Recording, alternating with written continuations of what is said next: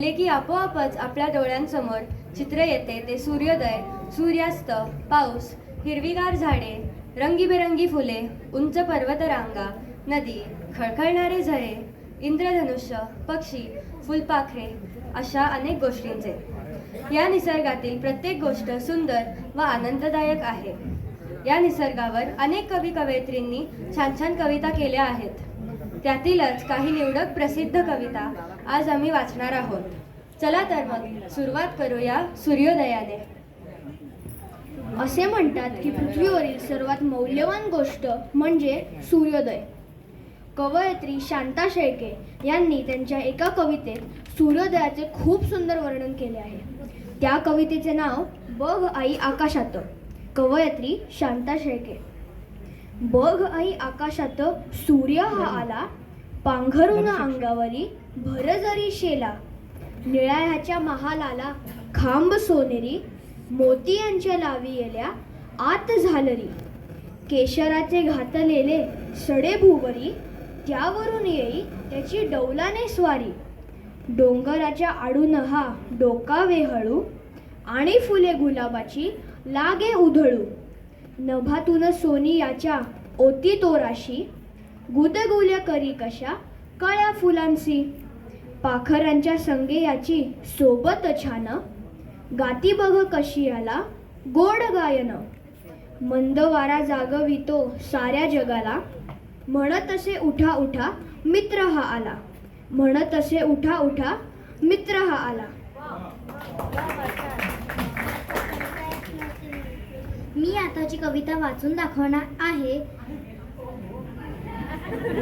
ती कविता मला नेहमी असे वाचताना वाटते की ती एक निसर्गाचा ताल आहे, आणि जेवढा आपण निसर्गाच्या जवळ जाऊ तेवढा तो आपल्याला त्याच्या तालावर डोलायला लागते. मी आता जी कविता वाचणार आहे, मला ती फार कविता आवडते आणि तुम्हालाही नक्कीच आवडेल. कवितेचं नाव गवताचं पात. कवी कुसुमाग्रज. गवताचं पात वाऱ्यावर डोलतं, डोलताना म्हणतं खेळायला चला खेळायला चला. झऱ्यातलं पाणी खळाखळा असतं, हसताना म्हणतं खेळायला चला खेळायला चला. निळ निळ पाखरू आंब्या वर्गात, गाताना म्हणतं नाचायला चला नाचायला चला. झिमाड पावसात गारांची बरसात, बरसात म्हणते वेचायला चला वेचायला चला. छोटासा मोती लपाछुपी खेळतो, खेळताना म्हणतो शिवायला चला शिवायला चला. मनीचं पिल्लू पायाशी लोळतं, लोळताना म्हणतं जेवायला चला हो जेवायला चला. तुम्ही जेवायला चला जेवायला चला.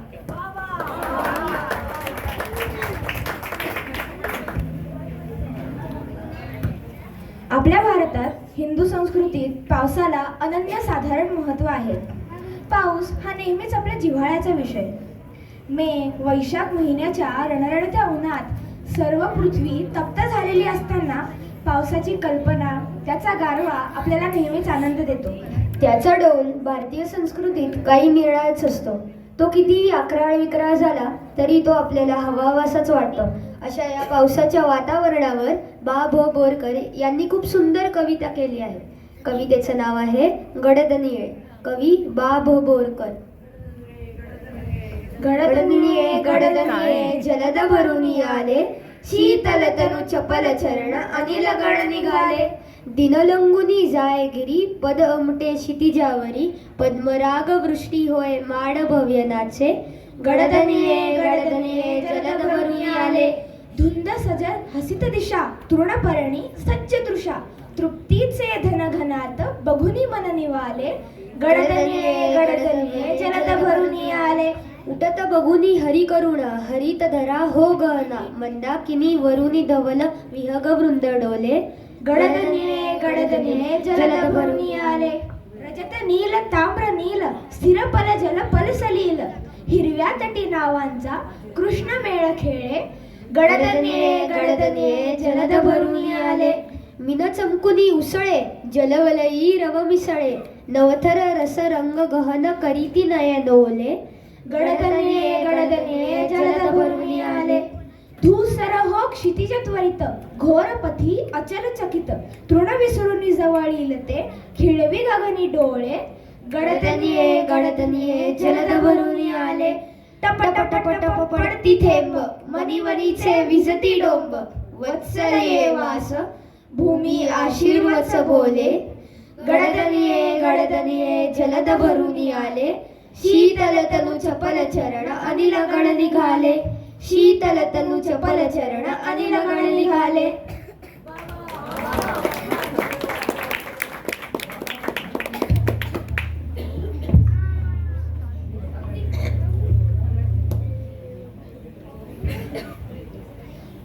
पाऊस आणि श्रावण यांचे जसे अतूट नाते आहे तसेच अतूट नाते आहे श्रावण आणि बालकवींचे. ओळखलीत ना कविता? बरोबर, श्रावण मास. कवी बालकवी. श्रावण मासी हर्ष मानसी हिरवळ दाटे चोहीकडे क्षणात येते सरसर शिरवे क्षणात फिरुनी ऊन पडे. वरती बघता इंद्रधनूचा गोफ दुहेरी विणलासे मंगल तोरण काय बांधले नभो मंडपी कुणी भासे.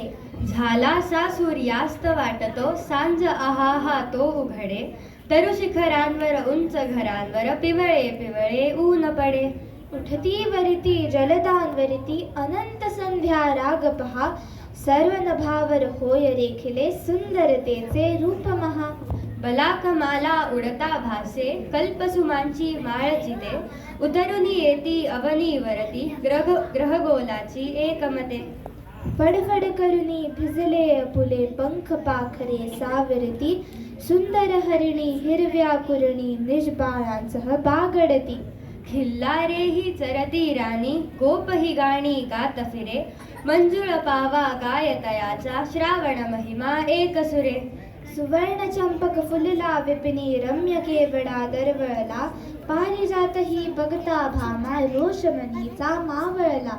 सुंदर परडी घेऊन हाती पुरोपकंठी शुद्धमती सुंदर बाला या फुलमाला रम्य फुले पत्री खुडती. देवदर्शना निघिती ललना हर्ष मावेना हृदयात वदनी त्यांचा वाचून घ्यावे श्रावण महिन्याचे गीत. वदनी त्यांच्या वाचून घ्यावे श्रावण महिन्याचे गीत.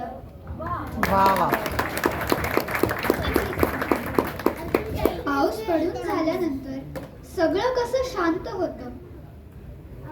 मंद वारा, काळोखी रात्र, शांत मंद चांदण्यांचा प्रकाश. यावरही खूप छान कविता आहे. त्यातीलच एक कविता आज मी तुमच्या समोर सादर करणार आहे. कवितेचे नाव संथ निळे हे पाणी. कवी मंगेश पाडगावकर. संथ निळे हे पाणी वर शुक्राच्या तारा कुरळ्या लहरी मधुनी शीळ घालतो वारा. दूर कमान पुलाची एकलीच अंधारी थरथर त्या पाण्याला कसले गुपित विचारे. भरून काजव्याने हा चमके पिंपळ सारा स्तिमित होऊनी तेथे अवचित थबके वारा. किरकिर रात किड्यांची निर्वतेस किनारी ओढ लागुनी छाया थरथरते अंधारे. मध्येच क्षितिजावरुनी वीज लकाकून जाई अन ध्यानस्थ गिरीही उघडूनी लोचन पाही. हळूच चांदणे ओले थिबके पाण्यावरुनी कसला क्षण सोनेरी उमले प्राणामधुनी. संथ निळे हे पाणी वर शुक्राच्या तारा दरवळला गंधाने मनाचा गाभारा मनाचा गाभारा. वा वा वा.